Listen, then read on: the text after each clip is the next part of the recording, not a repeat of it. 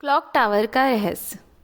अर्नव एक युवा लेखक था जिसे रहस्यमयी और रोमांचक कहानियां लिखने का शौक था। लेकिन इस बार उसे एक सच्ची कहानी हाथ लगी, एक ऐसी कहानी जिसने उसके जीवन को हमेशा के लिए बदल दिया। शहर के बीचों बीच एक पुराना क्लॉक टावर था जो वर्षों से वीरान पड़ा था।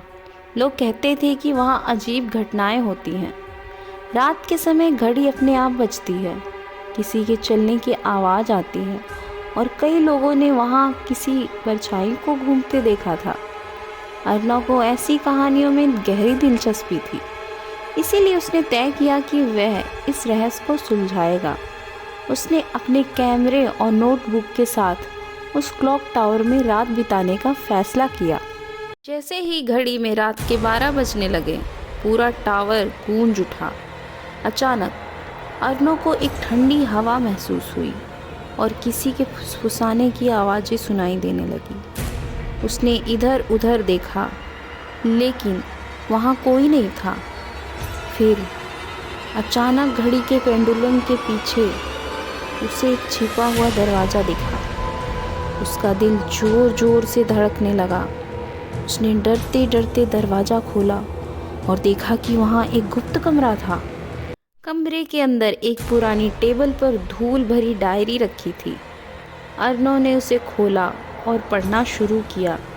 उसमें लिखा था, मैं एक घड़ी साज था जिसे इस टावर को ठीक करने के लिए बुलाया गया था, लेकिन मैंने एक ऐसी चीज़ देख ली जो मुझे नहीं देखनी चाहिए थी।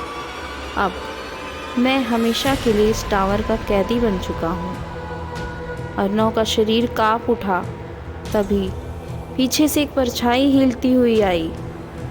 जब उसने मुड़कर देखा तो एक अधजली शक्ल वाला आदमी खड़ा था जिसकी आंखें लाल चमक रही थी।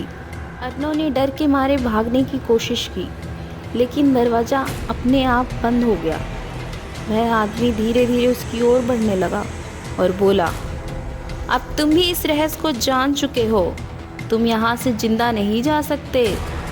अर्नव जोर से चिल्लाया, लेकिन उसकी आवाज़ टावर की दीवारों में खो गई। तभी घड़ी में सुबह के 3 बज गए और वह आदमी अचानक से गायब हो गया।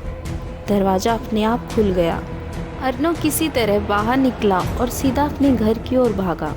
उसने उस डायरी को जलाने की कोशिश की, लेकिन वह राख में बदलने की बजाय फिर से पूरी हो गई। आज भी जब वह अकेले होता है तो घड़ी के 12 बजते ही उसके कानों में वही फुसफुसाहट सुनाई देने लगती है, तुम सच से भाग नहीं सकते। क्या अर्नव इस रहस्य से बच पाएगा या टावर का यह अंधेरा सच उसकी जान ले लेगा? अगर आपको यह कहानी पसंद आई हो तो अपने विचार ज़रूर साझा करें और दिल से कहानियाँ चैनल को सब्सक्राइब करें। रहस्य अभी ख़त्म नहीं हुआ। कहानी के अगले भाग के लिए तैयार रहें शुक्रवार के शाम 5 बजे।